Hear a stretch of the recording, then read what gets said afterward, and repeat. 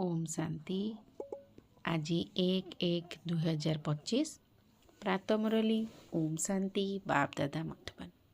आज महावाक्य बाबा कहले, मीठे बच्चे तुम्हें माने ज्ञानर वर्षा करी चतुर्दिग सबुजिमा करिबा वाला अट।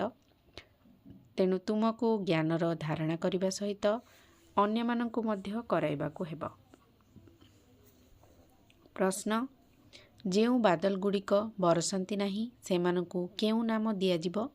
उत्तर, सेमाने हेले अड़सुआ बादल। फुर्ती बादल सही माने जिए बरसी थांती अर्थात ज्ञान शुणाई थांती। जदि ज्ञानर धारणा थिबो तेबे बरसिबा बिना रही पारिबे नाही।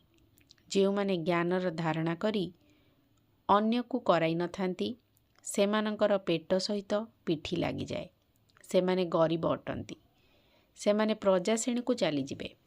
प्रश्न, जोगर यात्रारे मुख्य मेहनत कौन? उत्तर, निजको आत्मा मने करी बाबा को बिंदु रूपरे मने पकाइबा। बाबा जीए एवं जेपरी अटंती सेही स्वरूप रे यथार्थ भावरे मने पकाइबारे ही मेहनत रहीची। धारणा पाई मुख्य सार, स्वच्छ बुद्धि होई एई आश्चर्यजनक ज्ञान को धारण करी बाबांक समान मास्टर ज्ञानर सागर हेबाकु पड़िबो। ज्ञान आधार रे सर्वगुण गुड़िकु निज भितरे धारण करबाकु हेबो। जेपरी ब्रह्मा बाबा निजर तन मन धन सेवारे लगाइले, सरेंडर अर्थात समर्पित हेले, सेहीपरि बाबांक समान निजर सबुकिछि ईश्वरीय सेवारे सफल करबाकु हेबो। सदा सर्वदा रिफ्रेश अर्थात सतेज रहिबा पई लक्ष्य और उद्देश्यर चित्र को सर्वदा साथी रे रखिबाकु हेबो। वरदान, निजर एकरस स्थिति द्वारा सर्वदा एकमात्र बाबांकु ही अनुकरण करुथिबा प्रसन्न चित्त आत्मा हुओ। तुम पिलामानंक पई ब्रह्मा बाबांकर जीवन एक सठिक कंप्यूटर अटे।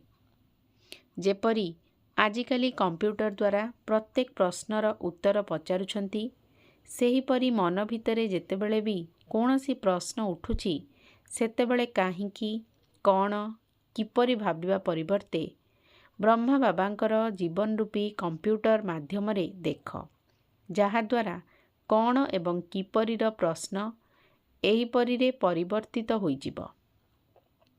प्रश्नचित्त अवस्थारे रहिबा परिवर्ते प्रसन्न चित्त होइजिब। तेबे प्रसन्न चित्त अर्थात एकरस स्थिति रे रही एकमात्र बाबांकु ही अनुकरण करुथुबा आत्मा।